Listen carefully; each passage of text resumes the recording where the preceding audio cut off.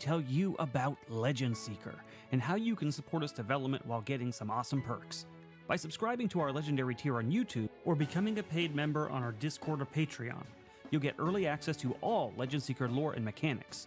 This means you'll be among the first to dive into the world of Legend Seeker and give direct feedback that will help shape the game. But that's not all. Supporters will also be the first to playtest the system and will get exclusive invites to private streams where we discuss the game in detail. Your input will play a huge role in making Legend Seeker the best that it can be. Now, for those of you who love watching our tabletop role-playing game shows, supporting Legend Seeker comes with some fun bonuses for the casts. Here's how it works. If you are a Copper or Common member on Discord or Patreon, you can give a $20 benefit to a player of your choice. Silver and Uncommon members can give 2 benefits to 2 players of your choice. If you go the YouTube route, you can give a $50 benefit to a player of your choice. And for the ultimate support, Gold and Mythic members on Discord and Patreon give a $20 benefit to 3 players of your choice. You can choose from all casts across Moonskull. Every bit of support goes directly towards making Legend Seeker a reality. It helps fund the art, writing, editing, and eventual publishing of the game. So, if you want to be a part of this journey and support our shows, join our Legendary tier on YouTube or become a member on Discord or Patreon. We couldn't do it without you, and we're excited to build Legend Seeker together. Thanks for watching, and I'll see you in the game.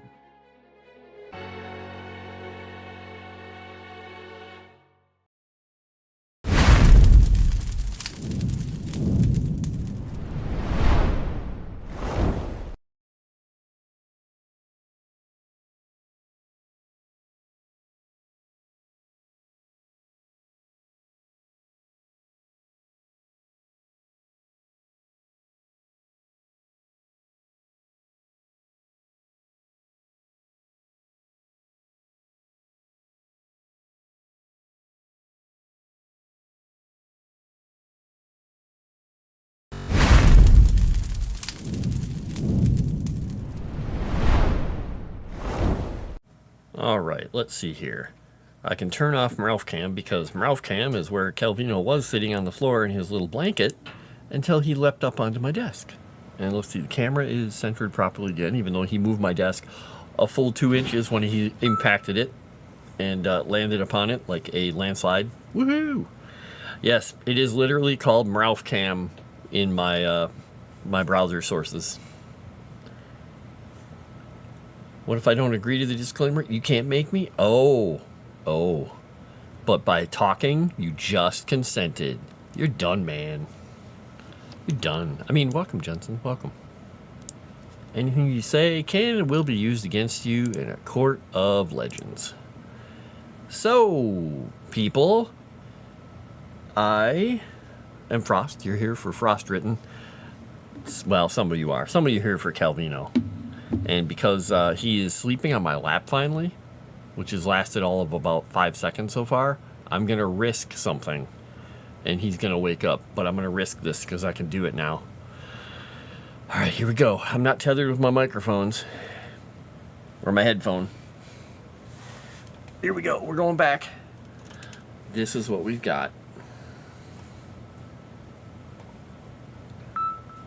We got a happy Calvino on my lap. Don't we? Don't we? Yep. So, I can't quite reach the keyboard from here, or I'd type back here so you could watch him the whole time. You mean scratch your tummy?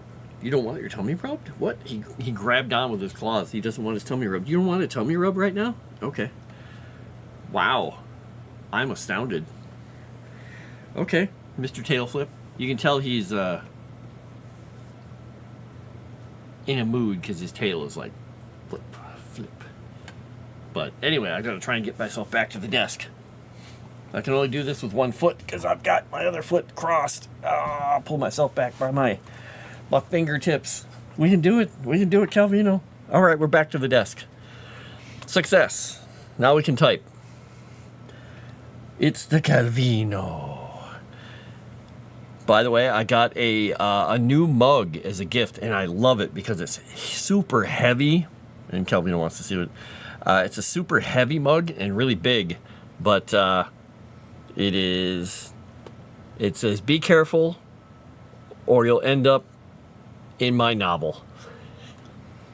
My editor sent me this. It was very nice.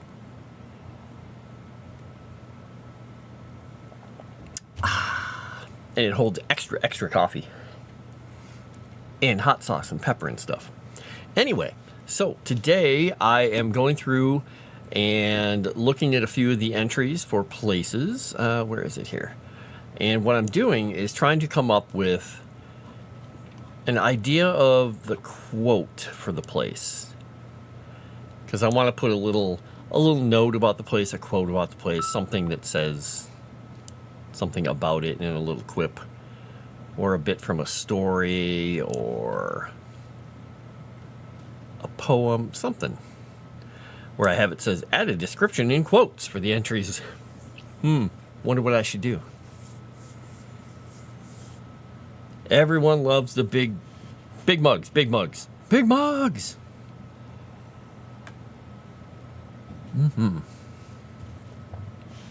There we go. Calvino put his head down and he's like, comfortably purring on me. Let's see here. We are going to talk about the Caustic Strand. Now, this is a place where people, they had a beautiful life, and it was a beautiful place, and then they had to flee in front of the war. Demigod died here, defending them. The land was despoiled and cracked, but they found a way to live, and have been making a pretty good existence out of it. And they're very hardworking people. So I'm trying to think how I want to quote this one out. Face palm. Just like Virgil's mom. She had mugs. Mug shots. More like it.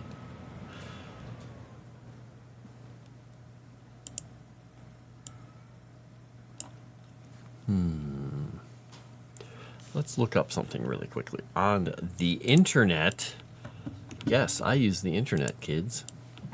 I turn to it somewhat often. I use a few specific research tools on it. All right.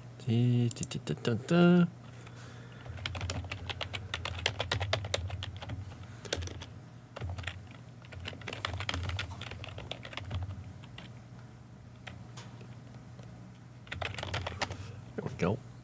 Bump. And I can move this one over here.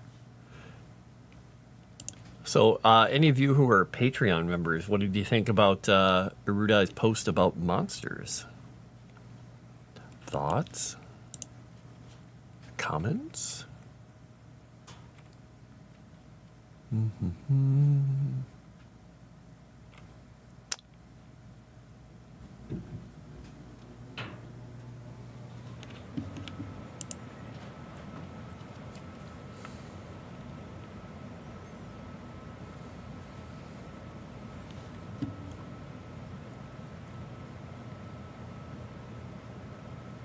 That might work.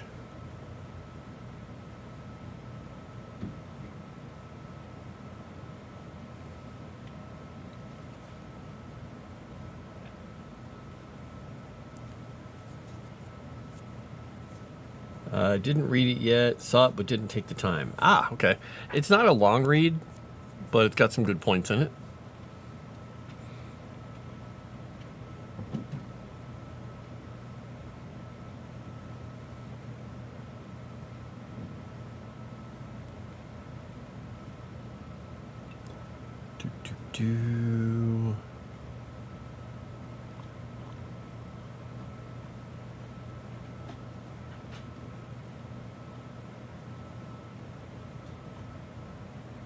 That's an interesting idea.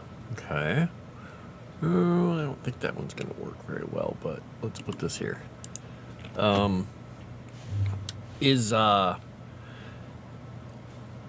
it still like 80 down there, Dave? Because that's definitely not the temperature here, as I mentioned to you what it was when you asked. It is, let's see if it's dropped in the last half an hour.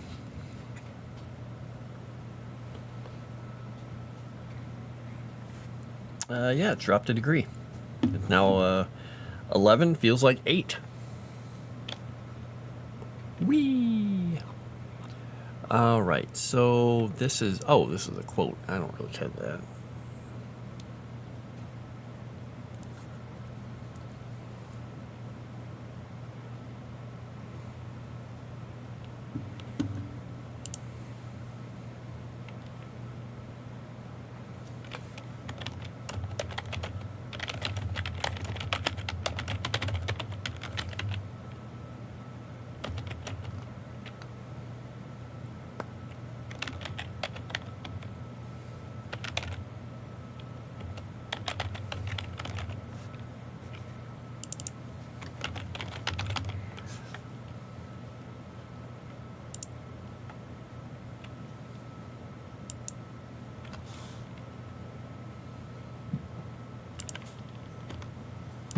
Put that there. Okay.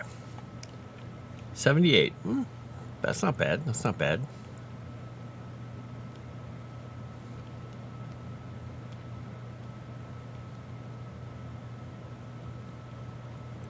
Okay, we got one for them. Them.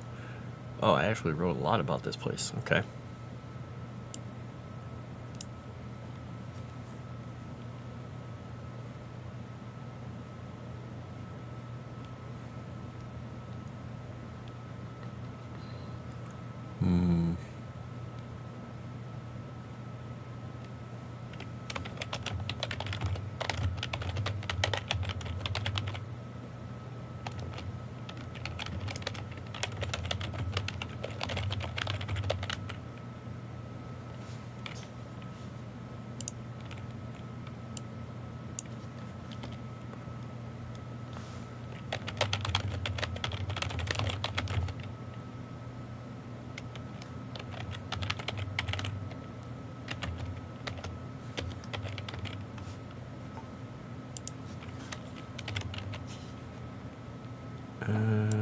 Oh, how about I put a space? Hey, those words make more sense when they're spaced apart.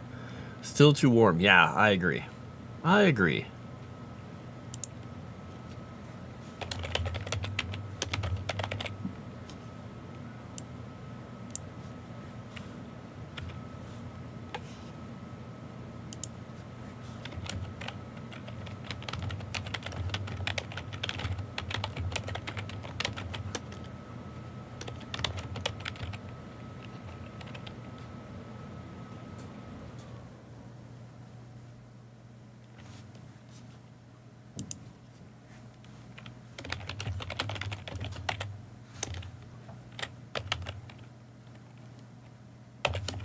All right, we'll put this here. Oop. Oh, I'm not sure how to punctuate that. Granted, I'm going to have to drive through 7 inches of snow to get to work in the morning, but that's beside the point. Yep. Well, how often does your office close for snow? Is it an occurrence that happens? Do they have a rule like, hey, if the school's closed, we close, or the college closes, or if there's more than 4 inches of snow on the road in the morning, we close, or something like that?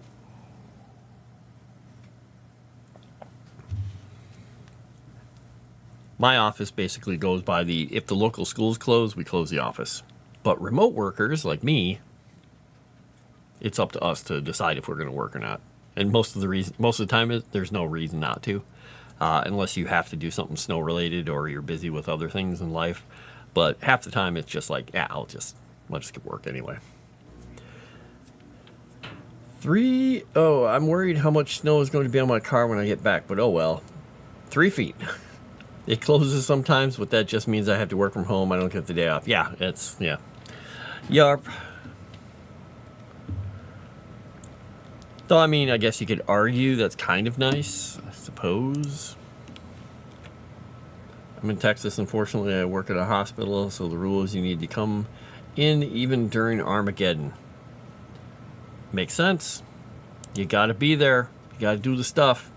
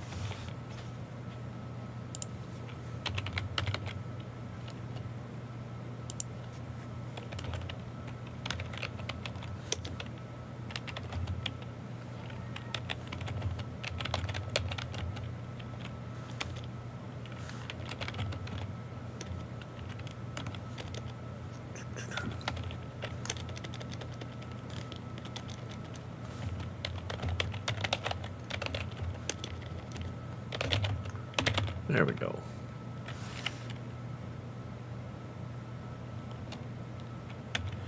Wonder what that would be called.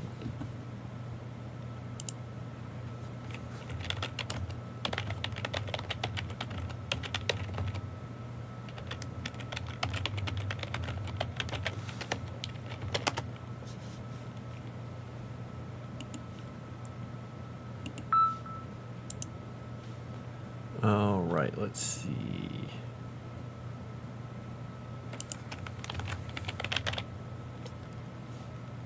Well, that's not a good start.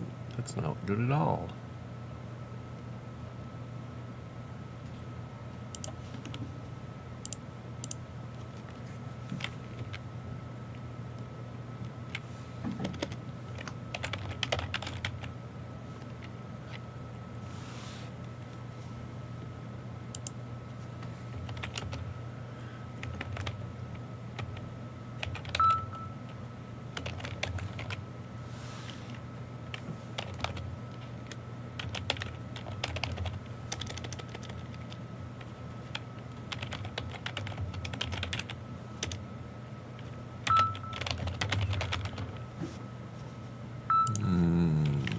My gosh. I start streaming. Ding, da ding, ding, da ding, ding, ding, ding, da ding, da ding.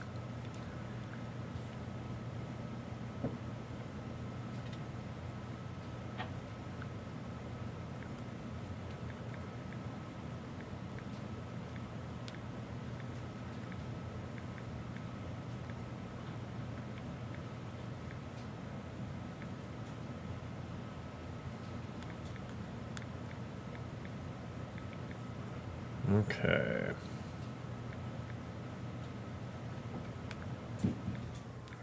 Gotta send this off real quick. We're not gonna be playing my game tonight because one of the guys has a big old meeting he has to attend and a dinner. So, let's see. How much a buttload actually is? Isn't the unit measurement roughly equivalent to 126 U.S. gallons? Carried in a butt, which is a large cast used for transporting goods. Yep. Not a precise measurement as much as it is an expression of degree. Wow. Wow. You guys. My goodness.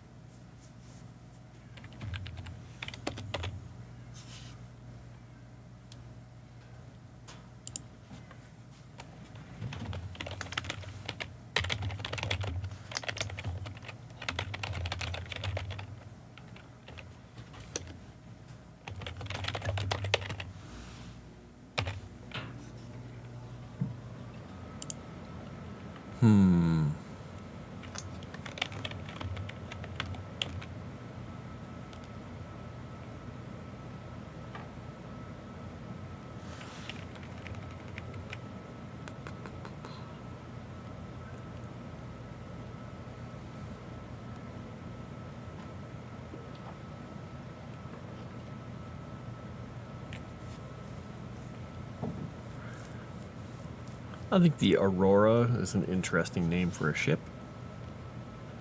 Guess Dave uses the literal buttload while my buttload is more proverbial. Ah, the proverbial buttload.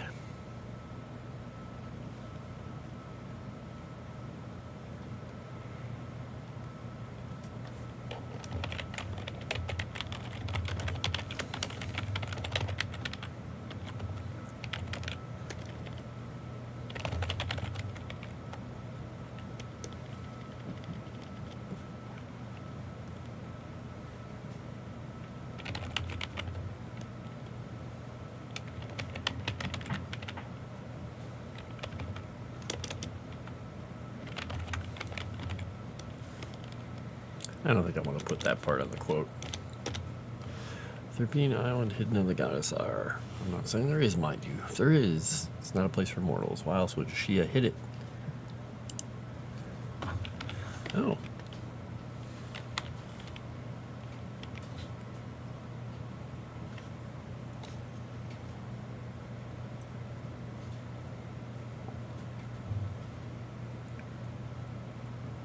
Sorry for being literal on a literary stream. Well, you could be metaphorical on a literary stream.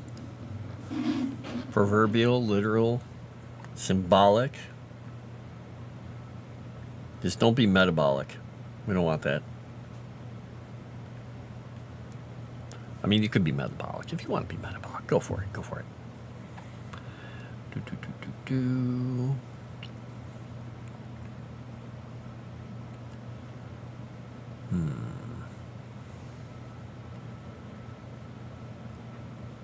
I don't want to work anymore today. Well, Vijay, you're in luck. Just listen to the stream and just let work pass on by. Much of what is being written is proverbial. A buttload of it, actually. Womp womp. Metallurgic? Oh, sure. If you want to be metallurgic, go for it. Now I've got, like, Dragula going through my head. All right, there's a good quote for that one.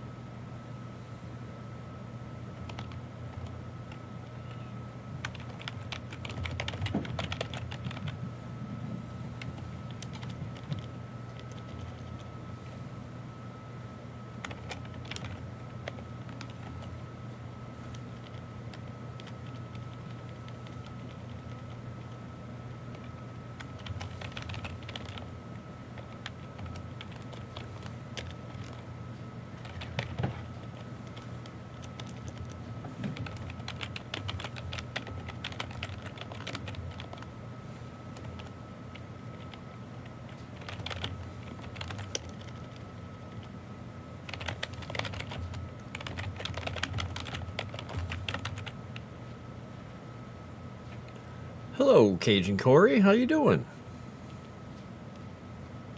Glad to see you survived Savvy's cooking. It looked like mac and cheese. Though, I mean, we can only really call it partially Savvy's cooking. I mean, she helped do some prep work, and she did stir. But JJ was kind of helping her a lot. I think mostly because people were very concerned. And it would have ended very differently if they had let her just put the stuff together in the order she wanted to. But candle you have burning on your desk is supposed to smell like a tropical Caribbean drink, but I don't smell anything. Are you in the tropics surrounded by Caribbean things already? Because if so, it may just not be registering. Or if you have a pina colada in one hand and a candle on the desk burning, I might have figured out your problem. You're good, tired, been somewhat down recently, but I'm good. How are you? Well, I'm doing quite well. I'm sorry you've been down, but maybe it's an up day? That would be good.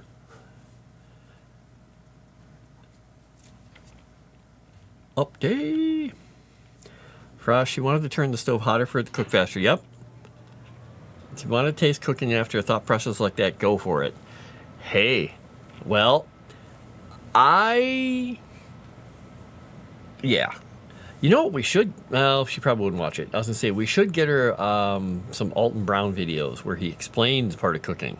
But I don't know if she'd like his stuff. I think she might be a little bored by him. I have noticed that Savvy has a penchant. Is that how you pronounce it? Penchant? For going quickly and getting things done. Because more fire makes it get done faster. So 250 degrees or 350 degrees cooks it in X amount of time. 350 or 500 or 700 degrees is going to cook it in this much time. Right? Damn you laws of thermodynamics and the oh my gosh, what is it called? The reaction, the browning of food starts with an M. I don't remember that one. Maillard reaction. Yeah, so much for doing things scientifically, right? Erudai, really bad snow here. Oof, that's not good. Dragon won't explode, but a dino might. Woo! She didn't know you can pull an overact. Yeah, I was a little outraged in there, just a bit.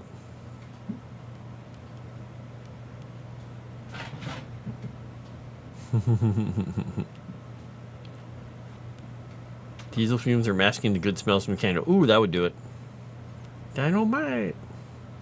You got rain today. Oh, man. I mean, you bake a pizza like 600 if your oven can go that high.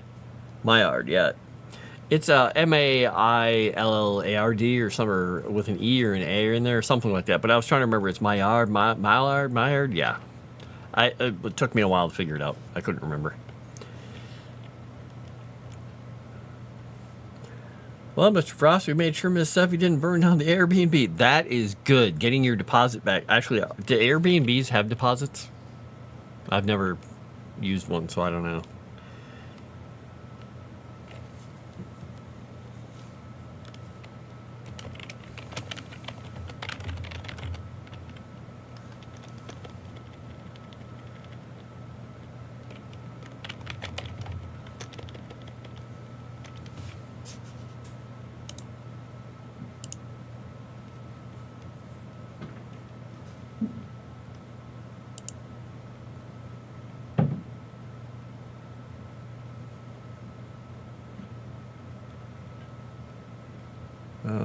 Sometimes, but most of the time it is a later charge. Oh, okay.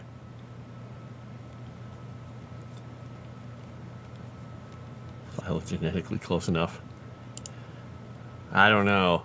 The spelling bee person in my head is yelling at me and hitting me with a book.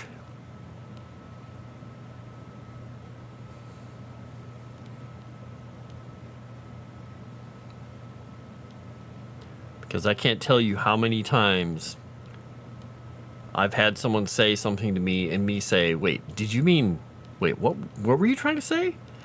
And they're like, I'm trying to give you details. I want to be Pacific. I'm like, oh, Pacific. Got it.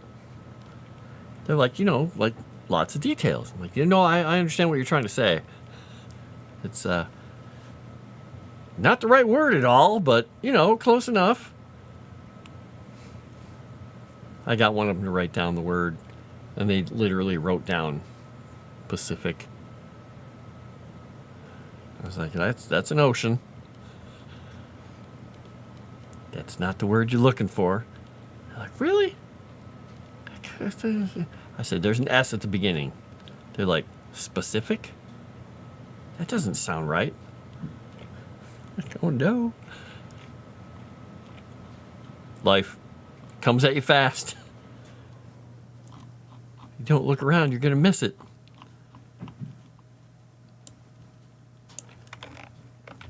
Though there was a word that in, I want to say 8th grade when I went to state for the spelling bee, it was... Oh, hi, Kelvino. If you heard that's Kelvino getting comfy on my lap. The word they gave me was on the spelling list, but somehow I missed it. And I had every single other word on the damn thing memorized. And I'm like, huh. And they came up with a word, and I was like, could you use it in a sentence? I'm like, okay, I know what that is. And I'm like, could you define it? And they defined it. I'm like, okay, and I spelled it, but I spelled it with an A.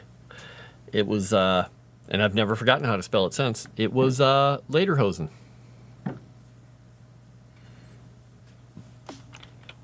I'm like, well, my German parents, or my German grandparents, are probably cursing me right now. Because I just, I was like, oh yeah, it is an E. Well, that kicked me out of the contest. Oops. And my teacher was like, well, I'm sorry for you. She's like, you would have won this whole thing because you know all these words. And you've just spelled every one of them that they're doing. I was like, yeah, I know. I just didn't. Meh.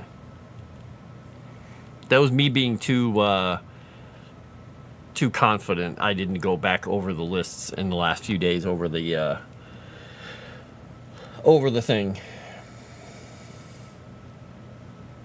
Because it had every word they'd ever used in their spelling bees. Oh well.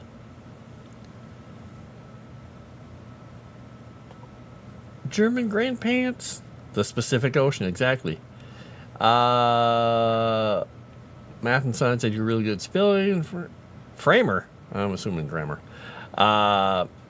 Just can't spell work a damn. You're having some fun with the words there. I like it. According to some, I don't speak English. Taken for granted, not garnet. Hey, that reminds me of a wonderful joke that my English teacher in high school taught me. Actually, there's a couple of them. And this one was, I used to date a stonecutter's daughter, but she left me because I took her for granted. Not my fault, blame him. Spelling bees should only be English words and less commonly used in English. Yeah, they were using words that are anglicized and used in the English language for a specific number of years and fit onto some, not in the OED, but at that point back in the 80s, it was like on a specific frequency of use chart they had that went back quite a ways. And when they hit that point, they're like, okay, this word's on, this word's out. Being a bit pandemic with those words, just trying their best to espresso to you their ideas. Oh, okay, Gen Z. I get it. Yeah, I hear Chrysanth's eyes roll. Well, the second joke he told me was even worse.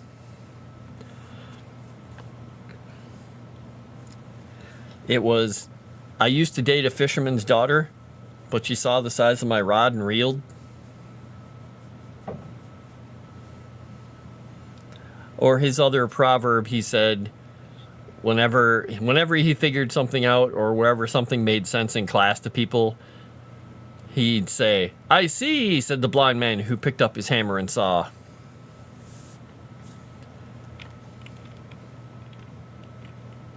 Yeah.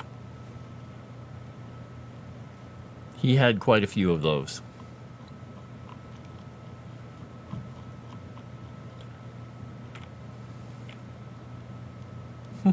What did I do? What did I do? What? What? Hi, yes, give me blinky eyes. Hi, thank you for the blinky eyes. That's very nice. I know that you love me very much. Yep. You're a very good kitty. Even when you jump on my roadcaster. All right, let's see. So this is, I got to figure out what I want to do. That is change. So for here,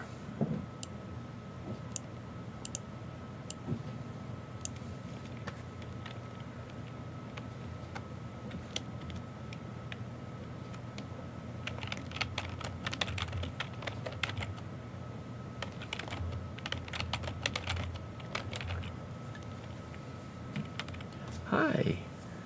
What are you doing, buddy? You're rolling over. Exactly. That's bad. Tell me more. Tell me more. His he went to school in like the 60s and late 70s, I think, because this was mid 80s when he was my high school teacher, and he'd go to parties with people, and at one party there were these guys who were cooking hot dogs, but they were boiling them on a stove during the party.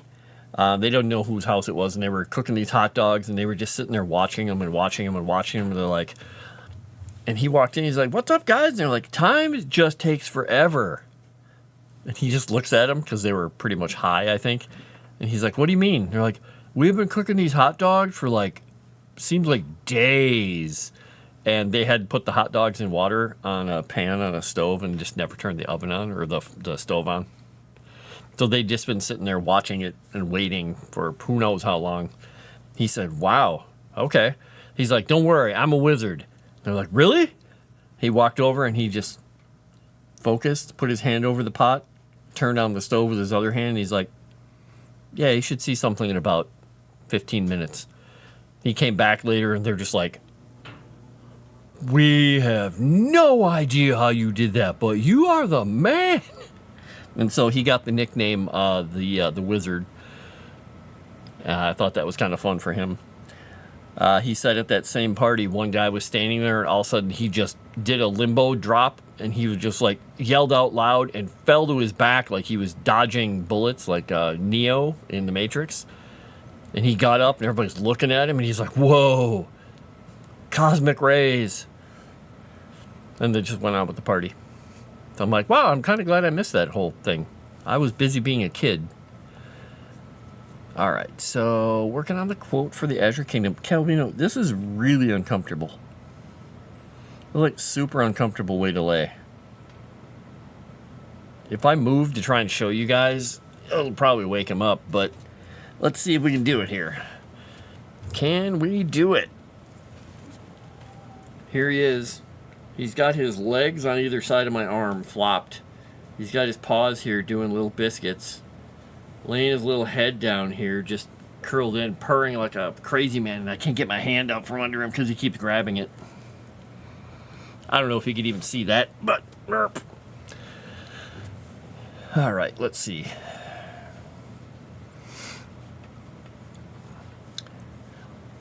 But barley, yeah. Yeah, he's just liquid right now. Let's see, the Azure Kingdom.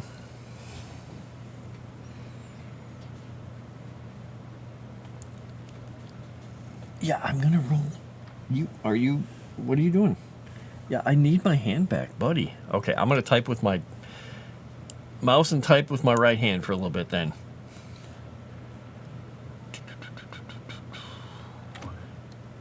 All right, internal wars with warlords, government archive.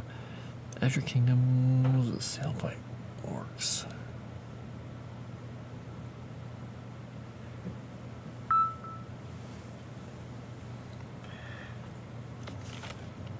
Hi, buddy.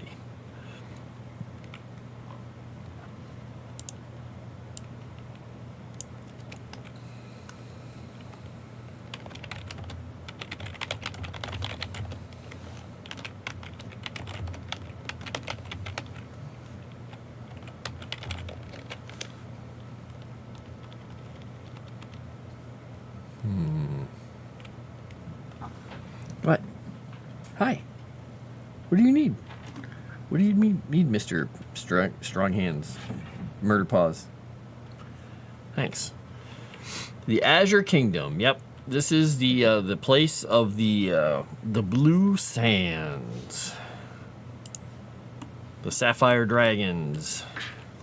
The Great Pyramids. The Cat Market. The Veil of Glass. All kinds of crazy stuff happens over here. And you're out of the will, Chrysanth.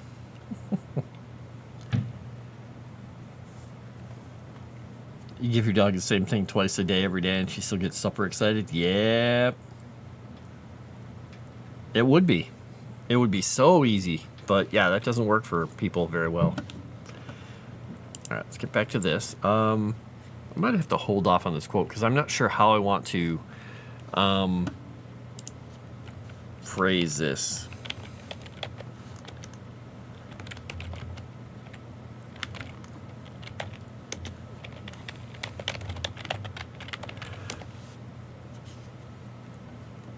What? Hey, young lady. What? I always call her old lady. Okay.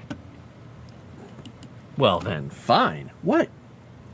What would you like, sir? Hi. Come here a second. Come here. Do you need to be snuggled like a baby for a minute? Is this why I'm hearing roughs from you? Is this why I'm hearing roughs from you? Yeah?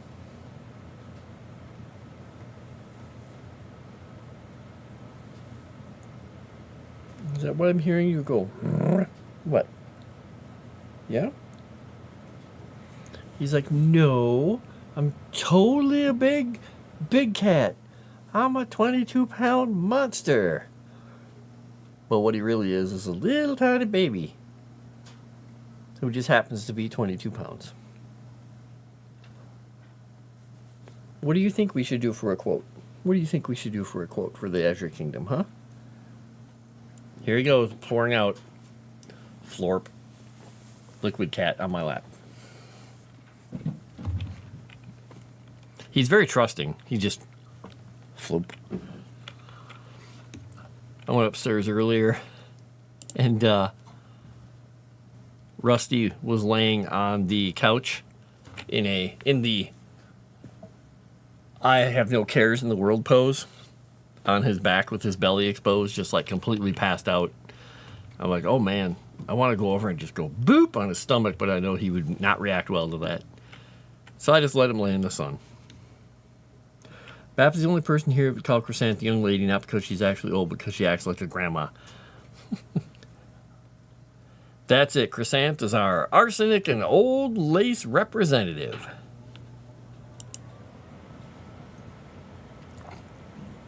What? Why do you always want my coffee cups, dude? It's a coffee cup. It's the same thing I always drink coffee out of. Well, don't hurt your teeth trying to bite it. Dork.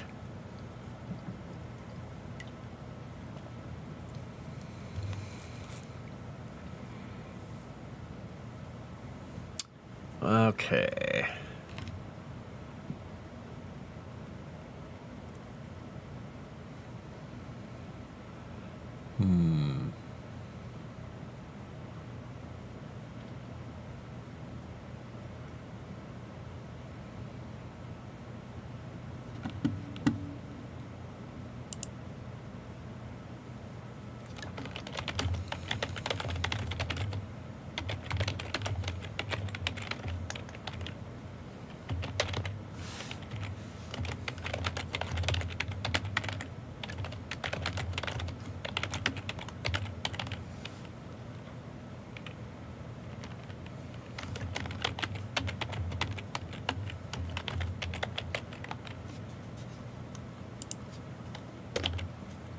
All right. Oh my gosh, I typed that word wrong. The spark of the divine drives us all, some to madness, some to greatness, a select few to both. All right. Jensen, she's an old soul, always has been. Bye, Calvino. Are you going over to Ralph Land, Ralph Cam? Oh, you're going to land that side. He's like, no, I'm not going to the camera. No way. Do you want to come over to your camera? Want to come over to your snuggle spot? Okay. Fine. Nuggy Smalls is a wonderful grandma. Young is a matter of perspective, Bap. I bet you're thrilled with the snow. Absolutely love the snow. I want at least a foot. All right, then. We've got like a quarter of an inch as of an hour ago. It just fell and then stopped.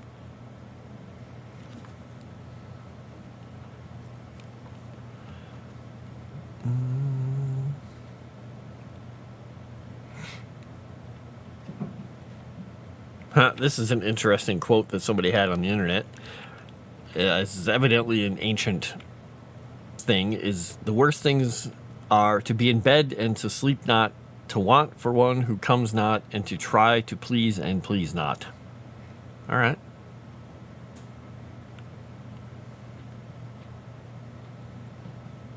Huh. All right.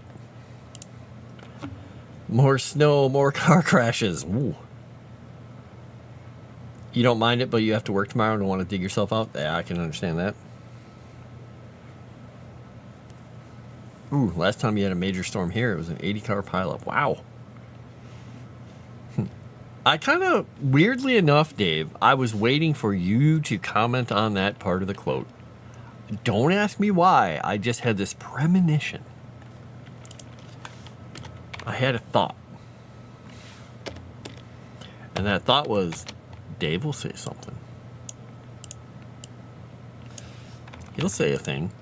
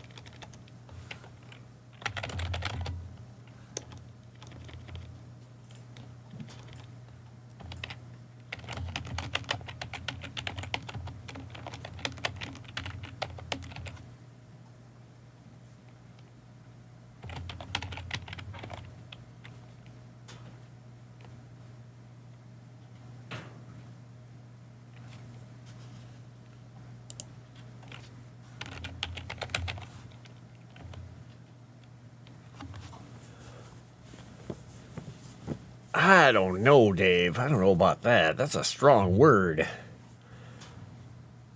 I have a garage, so that part isn't an issue. Ah, there you go. Chris Sand has to be careful with snow. She could submerge easily. Get ice in that snow. People here don't know how to drive in it. And see if I try to type like I did A and C, it's and don't know how to change it. There you go. Very nice.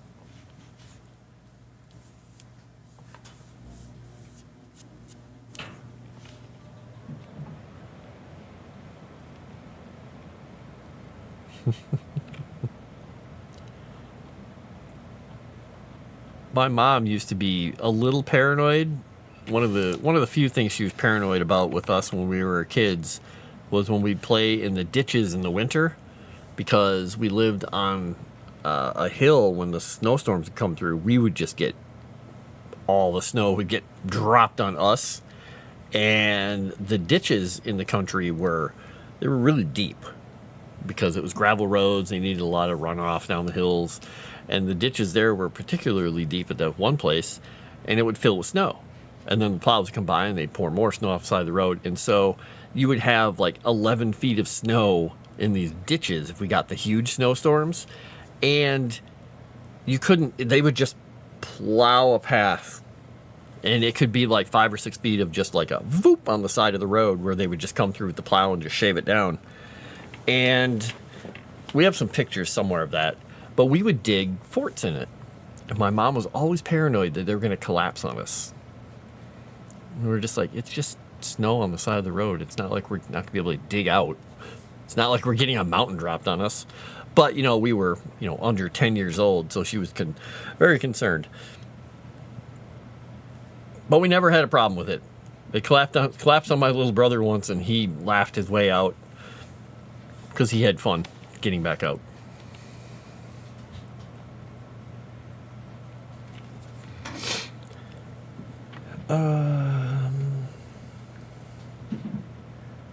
I'm going to send my brothers a question here once.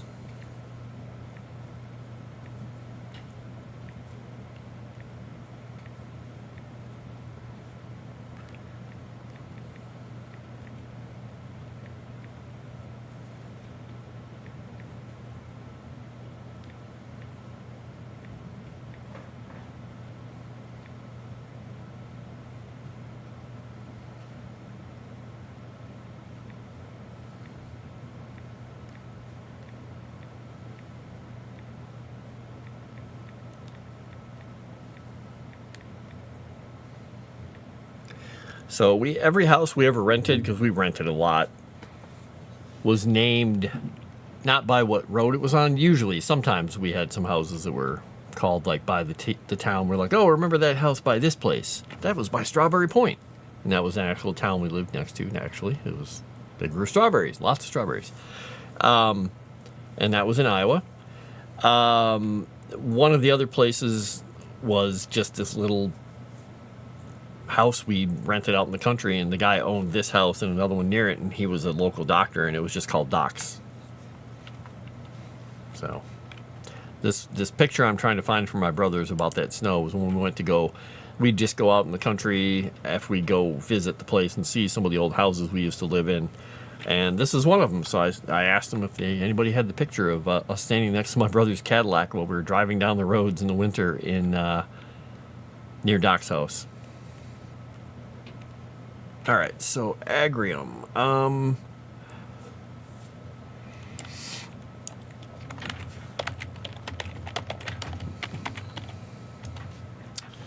How would I write that?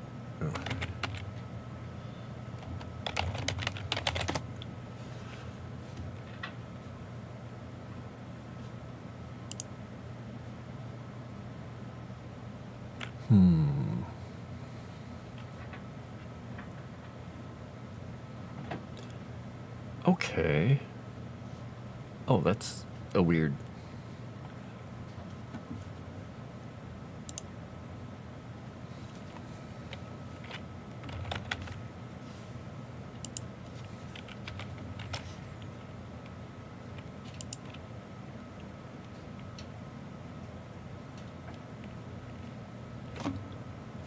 Oh boy. You're driving a car with a lift kit? What? Older kids movie where they build a snow castle and collapses, not sure if a dog or a kid died. There is this nice older kids movie. Nice older kids movie. I don't know if nice really works for that. Did you see the pool stream? She was on her tippy toes in 3 feet of water. No, I didn't see a pool stream. Better than the pool stream, I've met her in person. Ah! New cars have automatic ones that come down when you open the door. She was wearing stilts when I met her. Wah, wah. That's funny. My brother says he might. I'll look.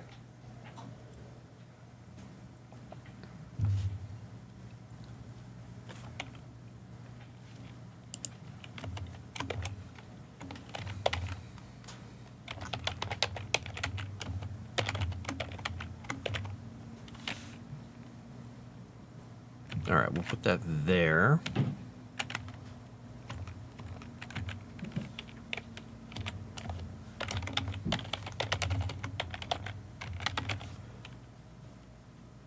I'm not that short. Sounds like exactly what someone who is that short would say.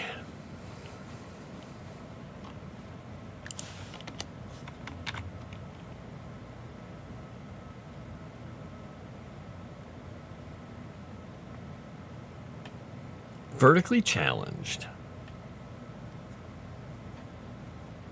Didn't Crescent say she was wearing like boots at one point? I think she was trying to tower over Sevi or someone. I don't know.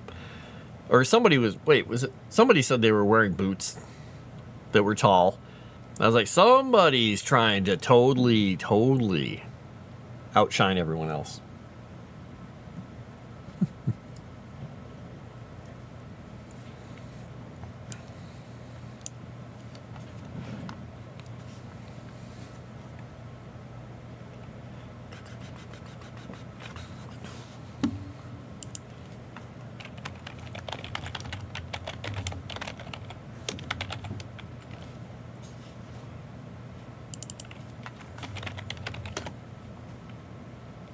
You were in heeled boots at the meetup. Ah, okay, it was you then. I knew someone said it, and I was like, I don't think it was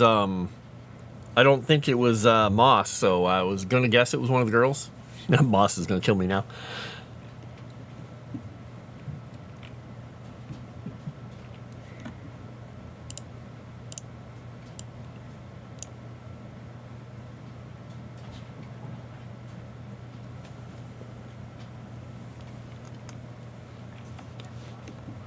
All right, I'm gonna turn this on.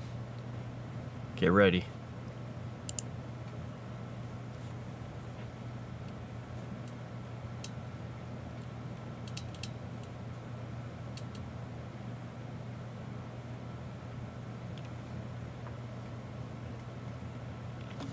I give you caterpillar pose. He has a blanket that is rolled up on both sides, and so he can lay it lengthwise between the fluffs, because he likes to stretch out Superman style, but he is curled up in it, trying to be a little kitten.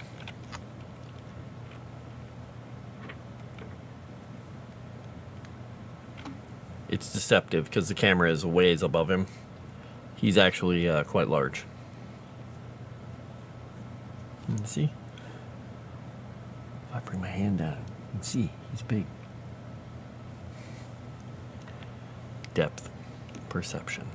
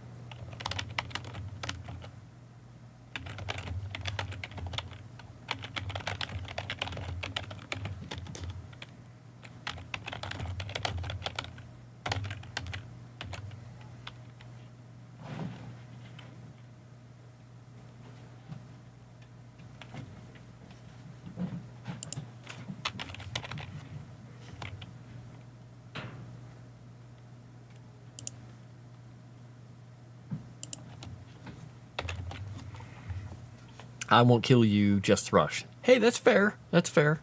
This is why I have characters, because it's like real life plot armor. Keeps me safe. Almost looks like a skunk. Yeah, he does have skunky markings. He got sprayed by a skunk a couple years ago. He could not live with himself. I bathed him in baking soda and peroxide and everything, and he was such a miserable little boy. Pepe Le Pew would love your cats. You get it? Caterpillar pose. Yes, you understand. Oh, there he goes. He's doing his Superman, half Superman stretch.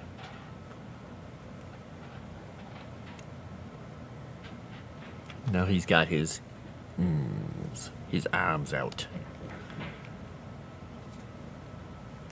They got me yesterday.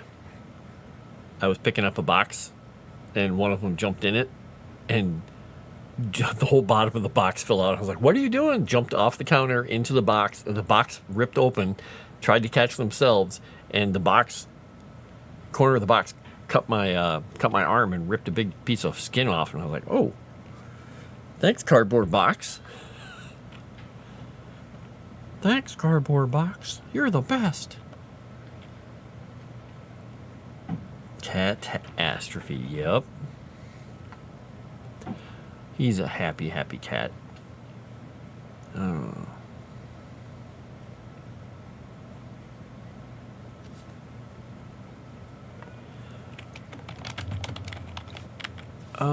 Wait, what is this called, actually, when you write that kind of...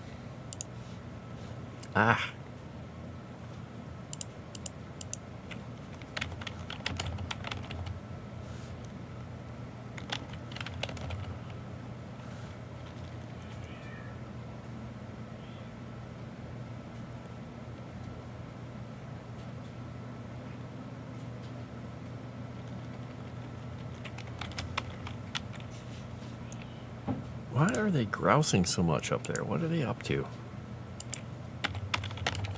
Okay, we'll put this in this format.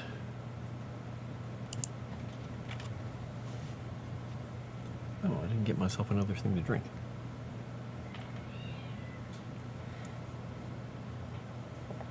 Those two have just been going at it up there.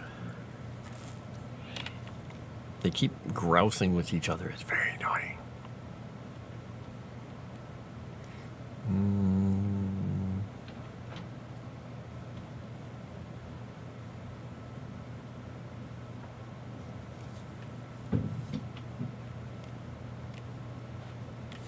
I wonder if...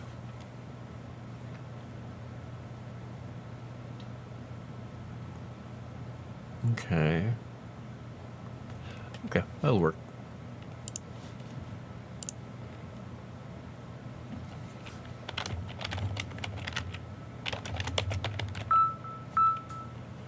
Dinga dinga.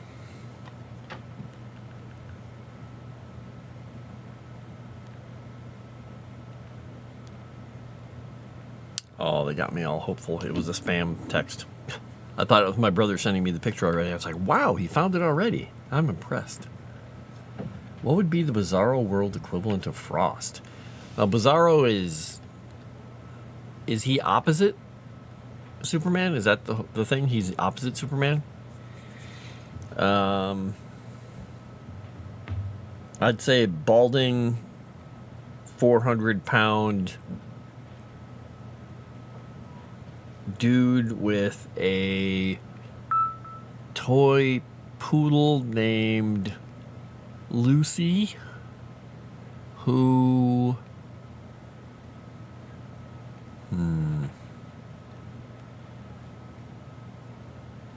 is really into anime and loves cosplay.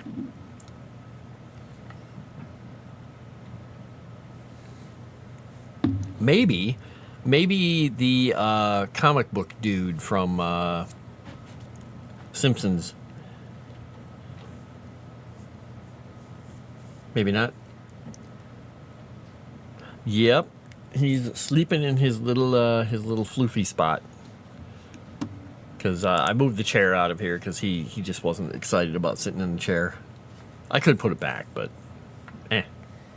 This way we just have tons of room and he can roll around back here. He stole the, I had a package of socks. I unpacked some stuff and I took all the socks apart so I could take them upstairs and throw them in the laundry. And there's a little hanger that comes with the socks. I don't know why they do that. I guess it's weird because they're in a package, so I don't know why there's a hanger around them. But he took that hanger and he was just having the best time with it, just trying to crunch it and break it and screw around with it. But then he left it on the floor and I stepped on it because that's what happens. My dog's name is Lucy. She's half Yorkie and half Westie. Oh yeah, I have a cat named Looks. There's Nixie and Looks. They are, though technically they looked a little different when they were kittens because Looks was, she had this bright little look about her. She was very, very exciting and happy and all that stuff. And she became a very demure cat who's black and white, who just sits there and looks at you like, hello. And Nixie is a prankster, and she, you know how cats sometimes don't like being close to your face, and they'll be like, hey, why are you bringing your face to me? I go upstairs, and if I pick Nixie up, she grabs me with her claw, and she pulls her face down, and she's like, puts her nose right in here, and she's like, what have you been eating? What are you doing? Mm-hmm. And she just wants to know exactly what I've been eating and drinking everything, and she'll like lick my nose, and she just wants to be right in there to see what's going on. Other cats, you get their face near them, and they're just like, if you get any closer, we're going to have a problem. To her, it's more like, closer, please. Why are we not close? Face, face, face.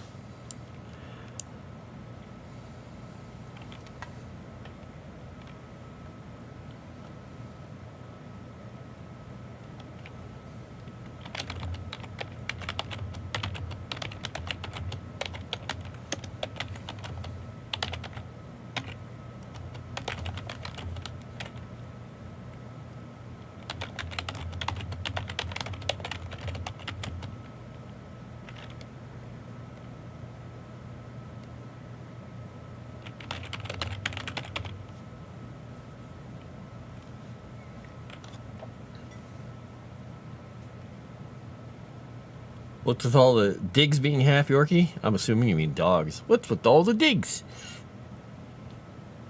Oh yeah, some cats absolutely hate face nuzzles. They just, oh. Calvino wants to be under my chin with his nose and everything stuck through the skin under here, like probably nuzzling my esophagus if he could. And Charlie, I'll bring my face next to him and he's just like, what are you doing? What are we doing here?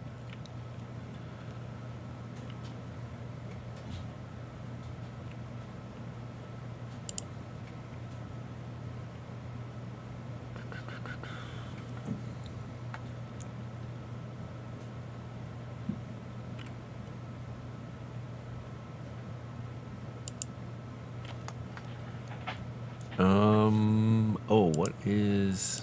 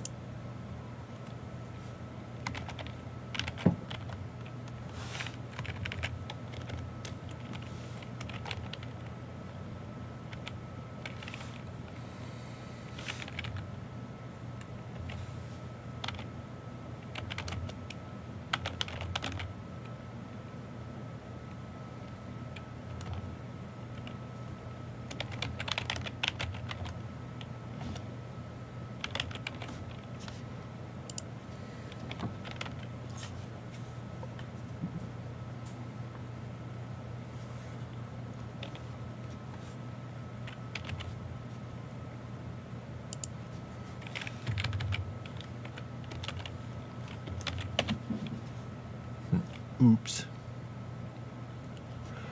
Oops.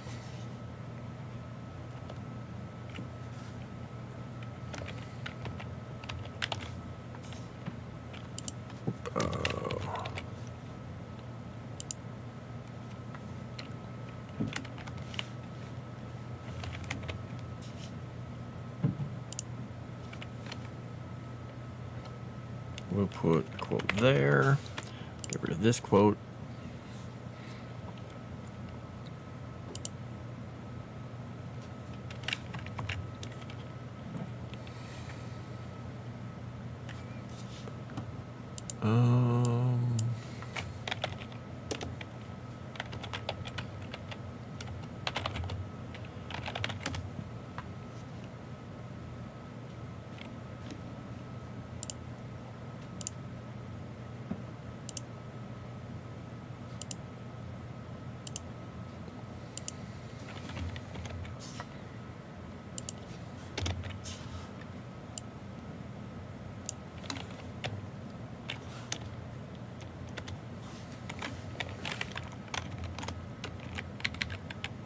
How do I do this? Let's see here. I want to find...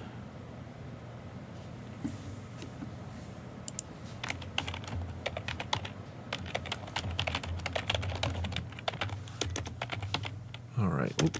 I can type. I type the best words all the time.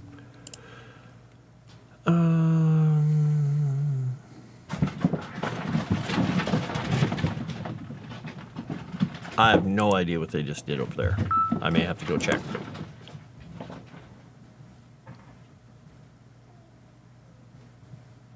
Yesterday, they almost knocked the cable box off of the shelves in the living room because one of them decided, oh, I'll sit up here where it's nice and warm.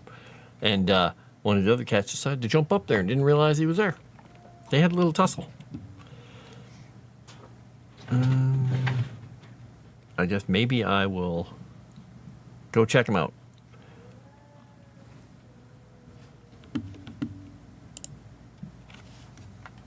I'll go see what they're doing in a second here.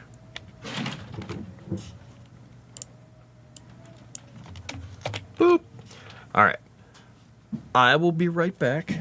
Calvino was even like, what's going on, dude? Unless they've calmed down. Because sometimes when I go check on them, then the other cats are like, hey, can we get involved?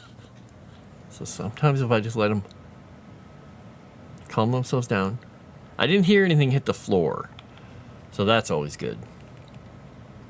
Maybe we're okay. I hear somebody grousing up there still, though.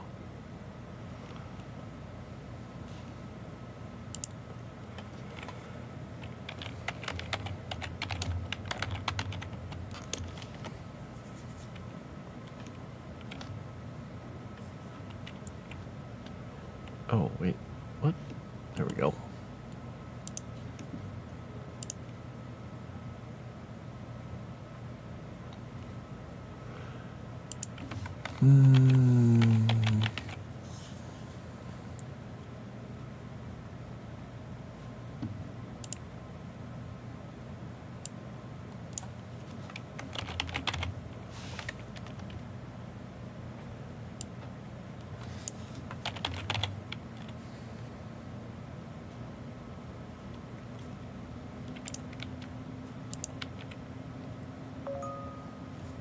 Ding. Why am I getting a work ping? What? Hopefully it's nothing important.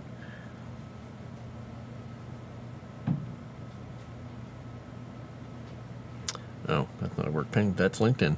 Yeah, I was mentioning the other day, and I think you mentioned or talked with me about it.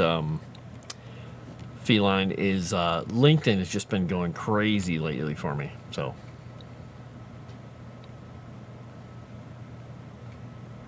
All right, so there. So their quote from Mount Silberbahn is "Got Daug Silber, ungot Daug Alber. The river of silver must flow, so the river of gold may be harnessed." But I don't know if I like harnessed. Maybe harvested. I want it to be a word that's like that. All right, my thesaurus. See, they kind of quieted down. Now that I said something about it, they're going to go ballistic again, aren't they? They're going to go nuts.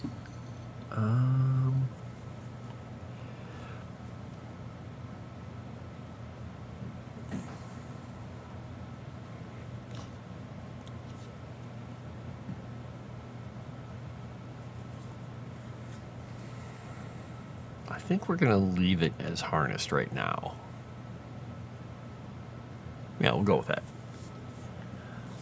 So, yeah. So basically what they're saying is, because this group of dwarves are all about, making their treasures, is from Mount Silvermound. The River of Silver flows from the mountain. So they call it the River of Silver, and it's their trade going out, and they send tons of things out made of silver and this and that and whatever. And in their mind, it is, we send out things that are worth something, and it provides and it gives people things. But the river of gold that comes back to them from caravans and everything else is what they're truly after. So they send out a river of silver to get back a river of gold. So for them, the river of silver must flow, so the river of gold may be harnessed. But it's not quite harnessed because they want to capture it. They want to possess it. They want to not dam it up. They want to restrict its flow coming to them. And I'm trying to find the best way to put it. But the basic idea is we'll put out all this really great stuff for everyone because it's great for them. It's like, for us, it's like, this is just silver. This is just really nice dwarven stuff. You pay us in gold and gems and other things, and they make more money off of it. I did see the monster set summary, and I asked Chad about it, and like Dave said he hadn't gotten a chance to look at it yet, but I liked it. I thought it was good. I was going to ask you about the points, the MLPs, but I figured you'll go into those more, and I like the idea of the chart. Now, one thing I was going to ask you, if you're going to put in there, is are you going to put in a rationale, like how you arrived at the ratings for things? Like, hey, if you're making your own monster, because you mentioned talking about making your own monsters, like if you give them this broad number of hit points, it adds a point to the challenge rating, or take these away, it takes a point off, or half a point for this or a point for that.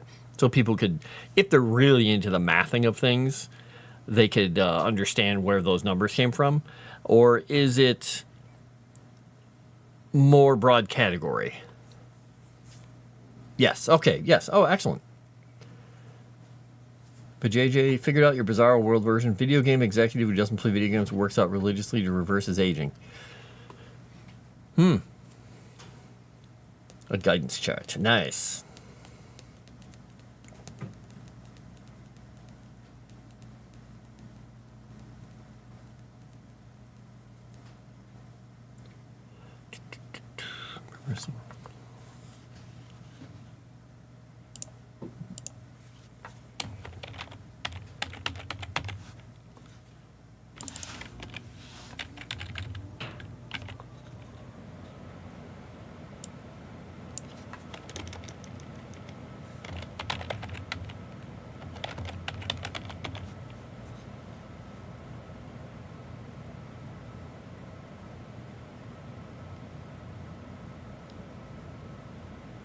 What is the reverse of it? What is tides ebb and flow? Is that what it is?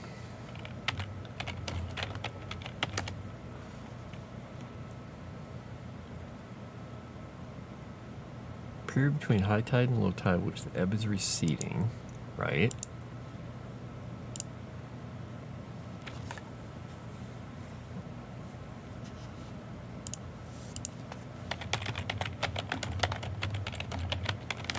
But then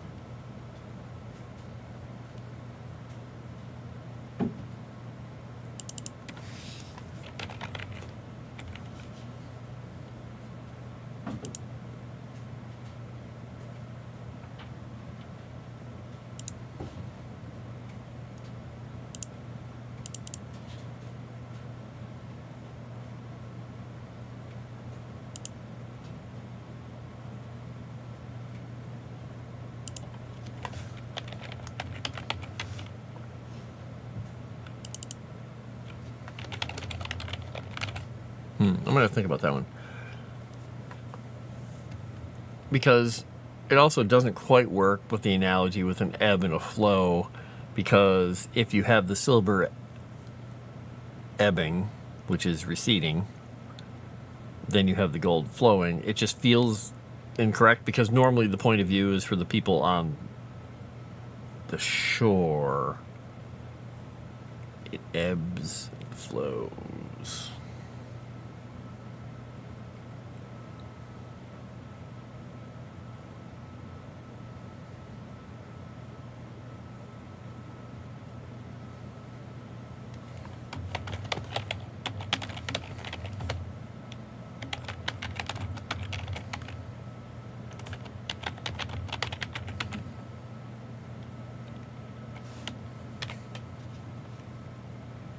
And I'm just going to put in here, as a literal translation, silver ebbs, gold flows. There we go. Something about dwarves being the source of the river of silver and the mouth of the river of gold. Yeah, because these guys, this set of dwarves in their area, they are all about the precious metals and all their stuff. The other group of dwarves are more about the precious stones and actual rare stone, but also just gems in their place. So they have a totally different take on everything. Silver ebbs, gold flows. Okay. Well, we're gonna save that one there.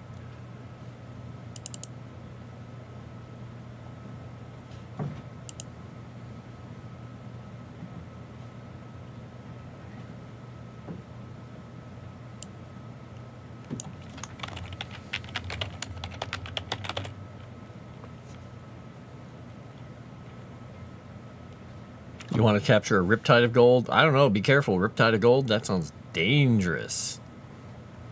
It's dangerous.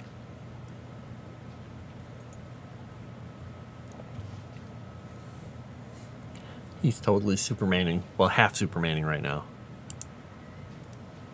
Now, if you guys can actually quite see it. I'm loath to move the camera because it makes enough noise that he notices it. And I don't want to wake him up. But maybe I'll talk over it a little bit and he won't notice. Sorry, there's a whole bunch of junk on my shelves here. You're seeing a whole bunch of stuff on my shelves. Look at that. Old clock, some paperwork. All courtesy of Calvino knocking everything over. Aha. There's his floofing. All right, we're gonna leave that one like it is because I wanna come back to that one. I wanna come back to think about that a little more and refine it. But I wanted to get something down. Oop, I miscopied something.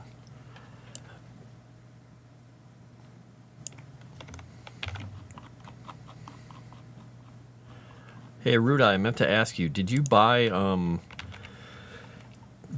copy of what was the comic book that you were talking about that was down to like $14 price point? Was it? It wasn't. It was. It wasn't the Horseman. It was the War one, whatever it was. I was curious if you bought it. I don't generally buy comic books, so I didn't. I did buy the first ISOM and everything, but the post office being fancy like it is, I can barely even get normal mail. That got returned at some point, and I never really pressed to try and find out what was going on with it.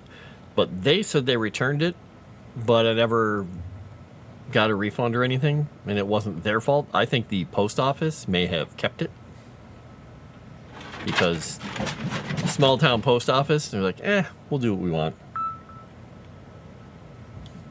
Yeah, he's super cozy. That's, like I said, that's his favorite blanket. That's a full-size blanket that goes on a bed that's like, this thick. And it's down in the center, and the sides of it are rolled up like two jelly rolls. And so there's this nice little soft, fuzzy canal he's laying in. It's just like, He's a happy, happy cat.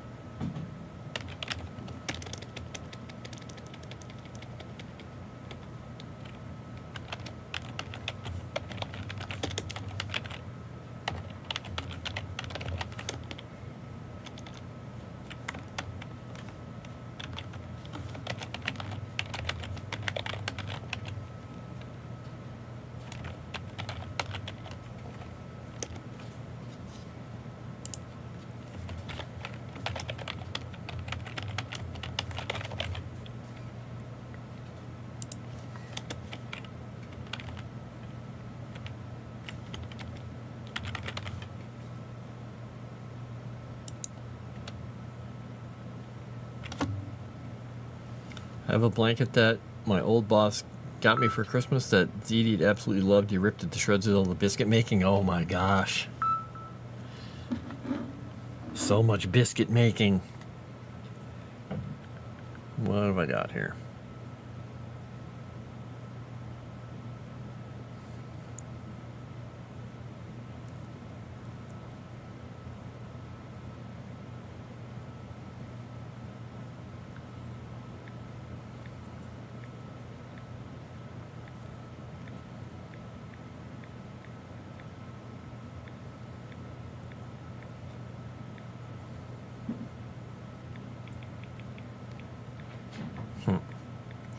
Okay. Man, we were picking on my younger brother the other day. I guess it wasn't the other day, it was a while back. When he was a little kid, he would just make up little rhymes and songs. And some of them were just, they made no sense, but they've stuck with us forever. Because when we were kids, we didn't have tons of food. And so when we get snacks and things like popcorn, it was like, oh my gosh, we're getting popcorn. Oh my gosh. And if we made popcorn, it was in this big bowl, like a massive bowl for all of us to have it. And our babysitter would let us have that sometimes. But for whatever reason, my little brother thought it was cool to take popcorn and put it on a slice of just raw, like white bread, plain old bread. And he would just fold it over and eat it. And he came up with a song of, and he was sing-songing it, popcorn on bread is a very, very, very nice treat. And we just never let him forget it. And we actually had a tape of him saying that from back in the 70s from a little handheld tape recorder that we had. We had a tape. Or was it on that tape recorder? I'm trying to remember. It must have been, because it wasn't a reel-to-reel thing. Now I'm trying to remember. But we had a recording of him singing it. Yeah. I mean, I'm not saying they ever had a recording of me singing The Bear Went Over the Mountain, because I was trying to sing into the little microphone, and I was trying to see like what I sounded like when I was singing. And I hated it, and I was going to try and erase it, but they didn't let me erase it. And then they mocked me for years about it. That was fantastic. Don't record yourself singing. Don't do it.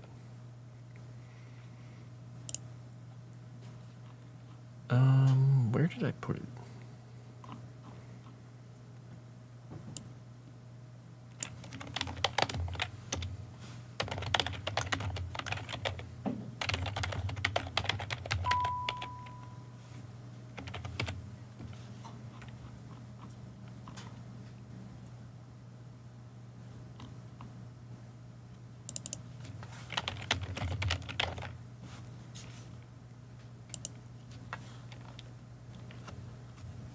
Cassette, really, you are old. Oh yeah, everything when I was a kid, it was all cassettes. I tried to actually look the other day. I have a whole case that's like a little, it looks like a briefcase that when you open it up, it's just cassette tapes and cases, because that's how we stored our media back then. And you'd have the cassette tapes, and you're like, oh, you got a case for them? That was one of the coolest things I bought when I was in college. Like, I have a set for my cassette tapes, but at that point CDs were becoming a big thing, and then I still listen to my cassette tapes all the time now, because that's me. Hi, Calvino. Did I wake you up? Did I wake you up, buddy? Hi. Did I wake you up? I'm sorry. Hi.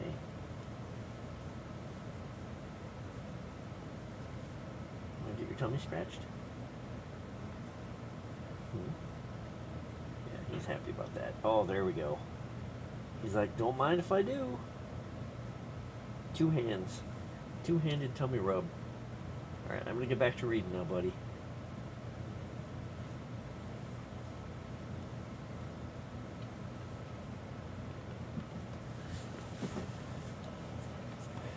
Yeah, I'm done. Yep. He's giving me blinky eyes, so he's like, okay, thanks, bud.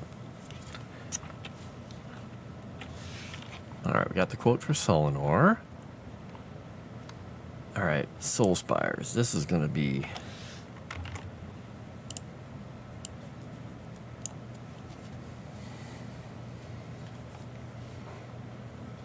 You getting up? What you doing? Are you coming over? Oh, you're going over there. Where are you going? Oh, back up onto the lap, huh? I've roused the sleeping giant. Oh no. I've awakened the sleeping giant. The sleeper has awoken. Okay. Why don't you flop on my lap there while I type? All right.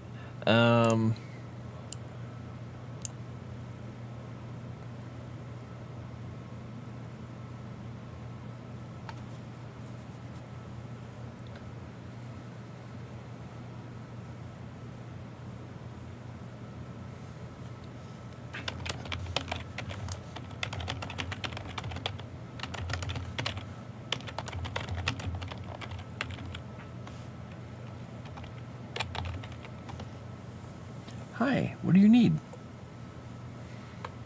He's a big trooper. Still have your cassette audiobooks? Yeah. Cassette to his kid 5 or 6. Oh, I had like 40 of them or 50 or whatever, which was a lot for me because I saved up pennies to buy 99-cent cassette tape so I could record stuff off of the radio. And at that point, you'd sit there listening to a radio channel. You're like, okay, all right, they're going to play this song. I know they're going to play this song. And sometimes they'll be like, ooh, we're going to play the new song by blah, blah, blah in the next hour. And you're like, ooh, ooh, ooh. And you'd sit there with it waiting. And you'd wait. And you'd start to hear him talk about something. You'd just hit record and be like, okay, it's going to be the next song. And then they'd talk over the beginning of the song. And you're like, son of a gun. Or they wouldn't. But then they would come in at the end and cut it off. And you're like, no. But then you could capture it and have your own version of the song. And the thing is, I got used to the way some of those sounded after recording from the radio. So hearing the crackle of the tape or the spot where I hit pause on the machine was part of the song in my head. And so I'd listen to it. Like to this day when I hear like the song by Opus, Live is Life, if it didn't have this little ka-chunk at the end and this little noise of the machine of the hitting the record buttons because it was a cheap recorder, I was just like, oh man, the song feels wrong. Chrysanthe is just here for the cats. All this stuff is bleh. Hi. What? You're giving me blinky closed eyes and meat hooks in the hand. Hi. Hello. So here I'm saying a day to a seed is a year to a tree.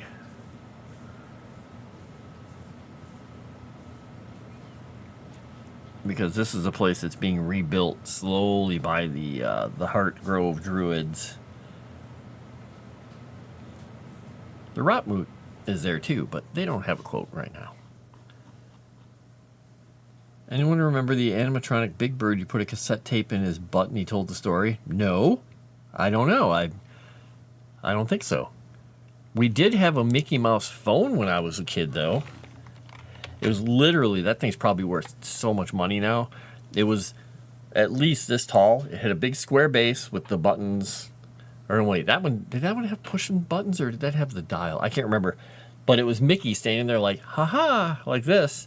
And his arm was the phone rest. And it had a big yellow phone. I think it was yellow. And the receiver would sit in his hand. So he held the phone for you. When you picked it up, his arm would go up. And that would start the phone working. And that was the phone we had. Teddy Ruxpin. Teddy Ruxpin is the devil. No, I don't know. I just know Teddy Ruxpin exists.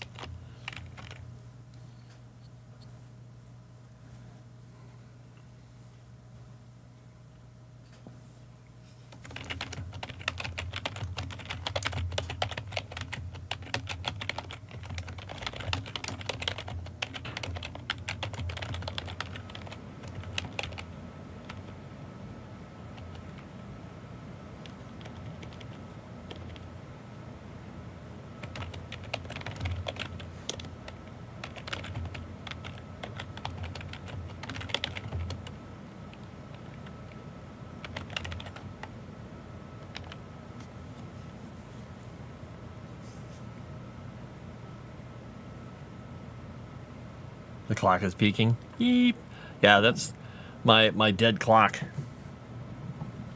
That's stuck at whatever time it was at. And that stuff was all put away nicely on a shelf until someone decided to dig into the shelf and be like, hey, my shelf.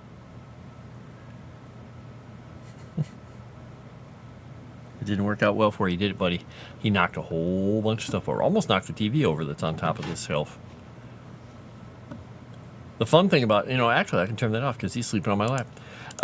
The fun thing about that shelf that I had the TV onto, there, I got the quote for the orcs while we were talking, that shelf was this crappy little wooden shelf that was left in a house that we moved into when I was in college. And I was just like, oh, okay, it's a crappy shelf. And the landlord said, oh, yeah, you guys take anything that you want out of this house. We don't want it. None of this furniture should have been in the house, so take it when you leave. And I took it. And it's literally like 1, 2, 3, 4, 5, 7, 8 pieces of wood that were very inexpertly cut and put together, probably by a college student. And I've had this shelf since 1989, I think. And it's still holding together. So they did a good job nailing it together. But it is such a piece of junk. It will not win any awards. That's why it's a TV stand. All right, the Fallen Dark Elves. I don't have anything to put in there at the moment. Notable landmarks. I don't have to do that. All right, Lost Valhalla. We're going to put...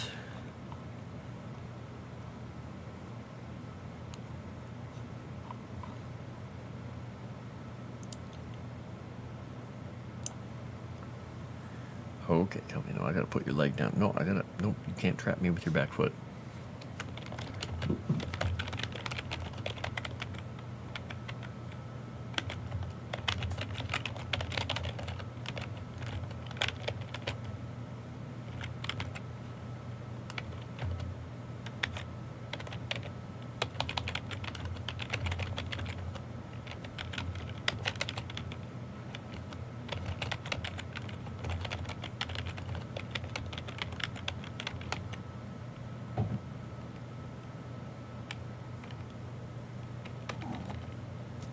What?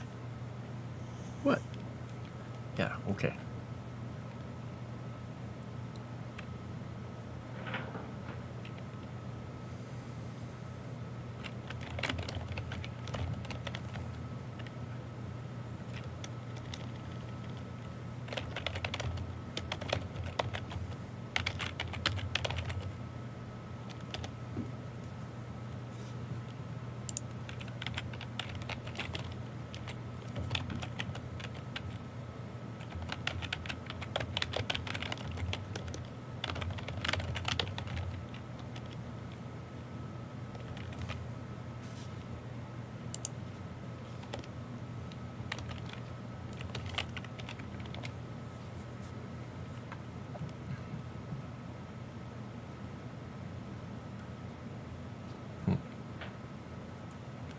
Furbies.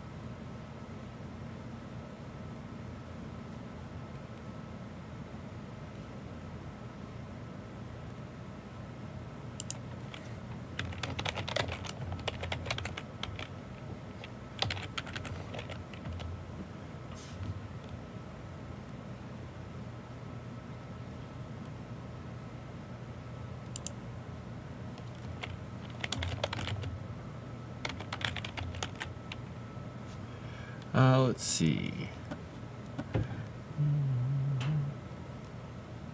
Nibblings. That's horrible.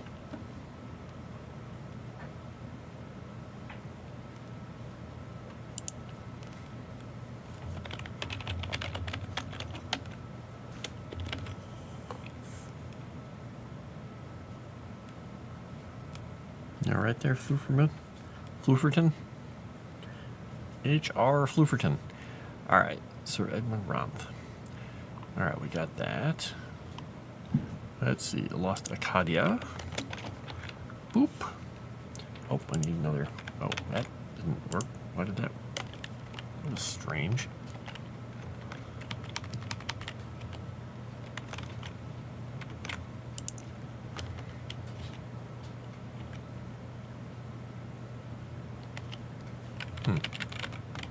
Alright, not sure why that's spacing that like that. Sometimes Word just does the weirdest things.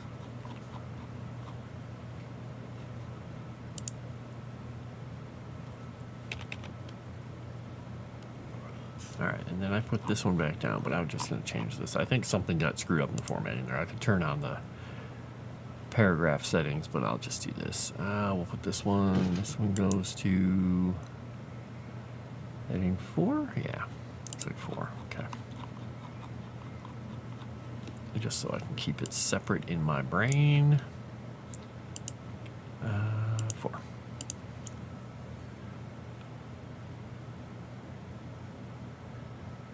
The nibblings.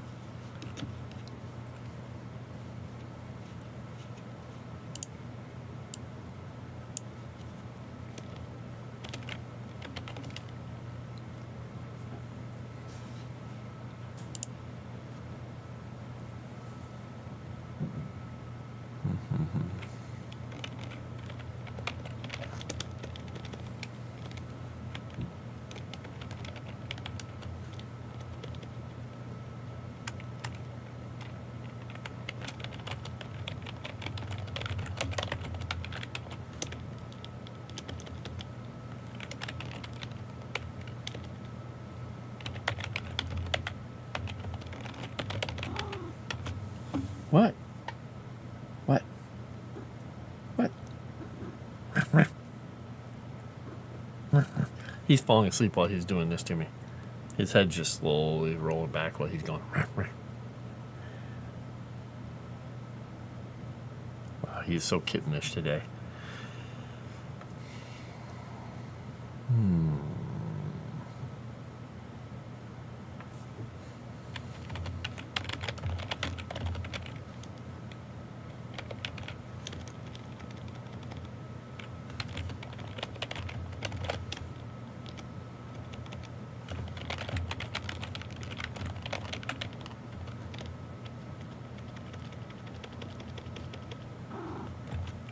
What? You're just so meepy today, dude. Meepy!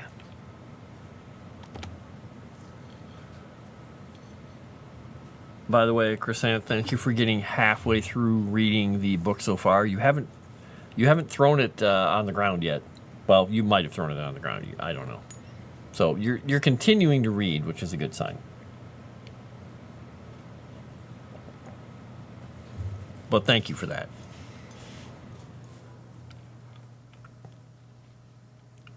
I'm interested in your thoughts at the end. Good, bad, and indifferent. Still having PTSD over the cassette heist. It's not good.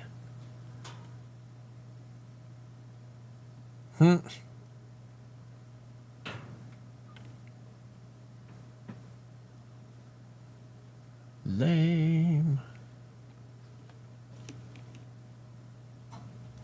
That's horrible, horrible people. People suck.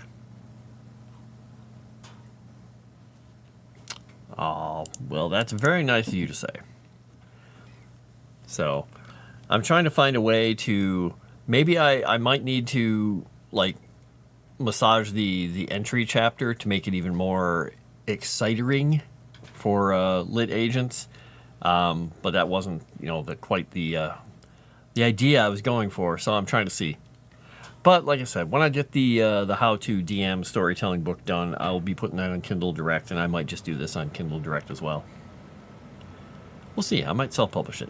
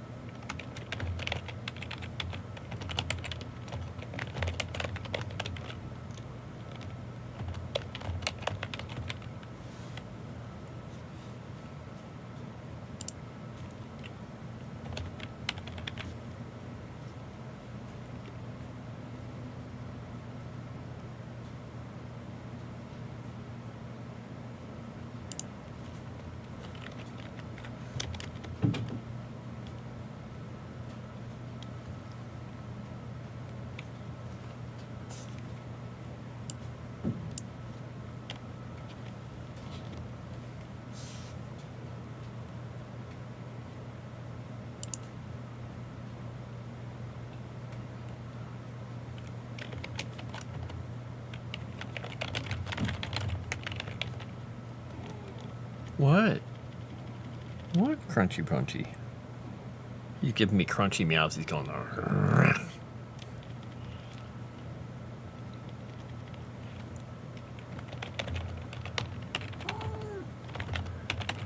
What? Are you mad that I'm typing? I've been typing for almost 2 hours, dude. Get used to it. I type all the time on this silly thing. My goodness. Oh my gosh, he's hugging my arm like a teddy bear. It's so difficult. It's so difficult to get anything done.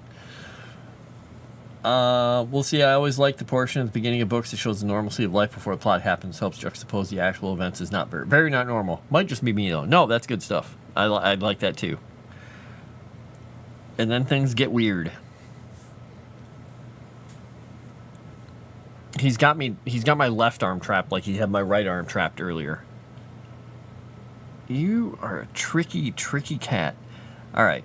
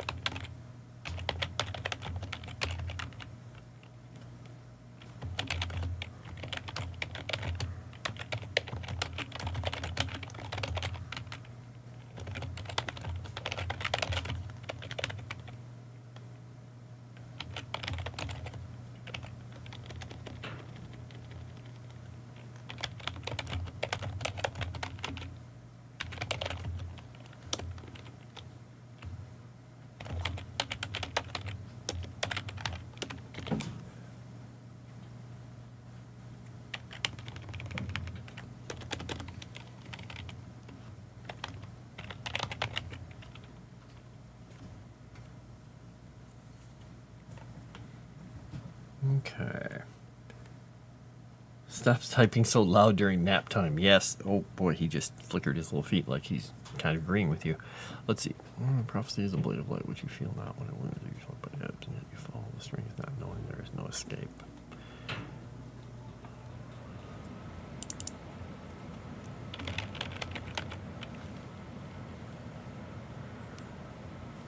Hopefully fix the water heater now. Kind of reason for the few days and nights. Oh, that's not fun. It's never fun to have no cold or hot water. Not fun at all.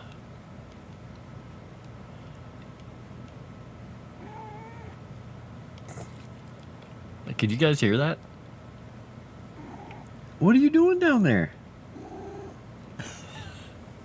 Just talking up a storm. Come here, buddy. Come here. Come here a second. Come here. We're almost done with the stream. You can snuggle with me like this for a little bit, right? Yeah? How you doing? You got your claws in my beard. I can't get my claws out of my beard. He's like, nope. So, buddy, after I end the stream, are you going to get up and be like, well, nap time's over? He is studiously ignoring me and closed his eyes, just like, oh my goodness. You are waking up. You just yawned. Did you guys see that yawn? Oh my gosh. Yeah, there was a Ralph. There's a Ralph. Hi. Can you get him Ralph? Can I get him Ralph out of that guy? Ralph? Hmm?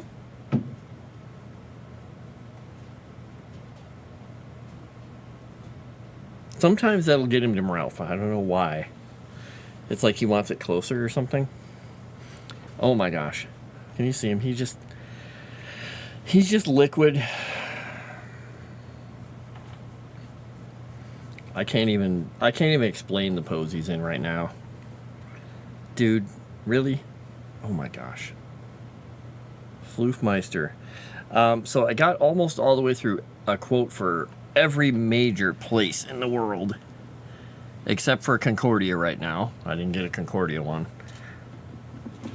Oh my gosh. Calvino, we're stuck on the mat. We've been sitting in this one position too long because I'm sitting on a rubberized floor mat for exercise, and sometimes the chair wheels get stuck in it. So here he is on my lap. So what are we going to do next time we write on Thursday? What are we going to work on? We have to finish a few more cities in the Azure Kingdom, and then I need to start going through these entries and adding a little more meat to some more of them. And I had to put more factions in there too. More factions. More factions. He's curled up like a little loof. Here's his back foot, front foot, head. So he's like a horseshoe facing you guys. My gosh, buddy.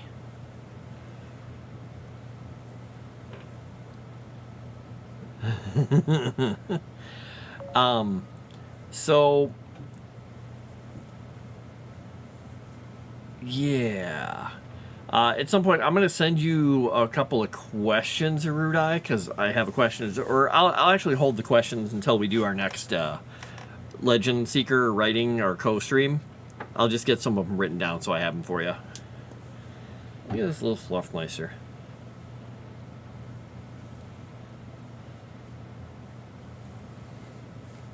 Oh, now it's time for a bath. Yeah, I got a couple of questions about some of the stuff in here, and I think I guess one of the things I'll bug you about is whether or not we're having some specific creatures and things in this, because I know we have some specific creatures we talked about that are specific to this, but I think you were putting them in the Tome of Threats. Is he putting them in Tome of Threats? Oh, there's a bug here. Why doesn't that spider get him? Why doesn't that spider build a web and eat him? So, Calvino, I think it's about time for us to roll back up to the desk and get ourselves set up for stream ending. Are you going down? Okay, flop. No, you're not going to lay down. Okay. He's like, no, don't lay down right in front of the chair. You dork. He almost laid down right in front of the chair where I had to roll back into. Like, no! Stop being cat. Hot tap, water works, but the water for the radiators ain't getting as hot. Ooh, that's not fun. Well, at least you'll have hot water for the tap. You can have hot whatever. Hot showers and hot this and hot that. So I'm going to save that. And I'm going to go over here. Since I'm not streaming, or not streaming, I'm not playing in my game with my friends tonight in real life, I might actually stream myself getting just absolutely brutalized in Conan Exiles with JT and the crew. We'll see. Anyway, I am going to get ready to end the stream here. I gotta close a couple windows before I do that so I don't have 6,000 windows open again. My gosh. There we go. Got those down. Move this over here. I got that. Yeah. So if you wouldn't mind, please give us a like and a comment and on YouTube. Let us know what you think. And I will probably be seeing you guys Thursday, but like I said, I might stream after this, so if you come over to my channels, you might see me running around in Conan Exiles getting brutalized because, even though I had the day off of work today and I played, some other people who were on the server there with JT played very late at night, and this morning, I played late at night, but I was building, and they were already at least twice my level. They're dedicated. So, all right. I am going to get the heck out of here. Let me find the ending screen so I've got the right one. And I will see you all a little bit later. So thanks for coming by. I'll talk to you at another time. Be careful out there in the snow. Don't get snowed in and snuggle up with hot cocoa. How about that? I'll talk to you later.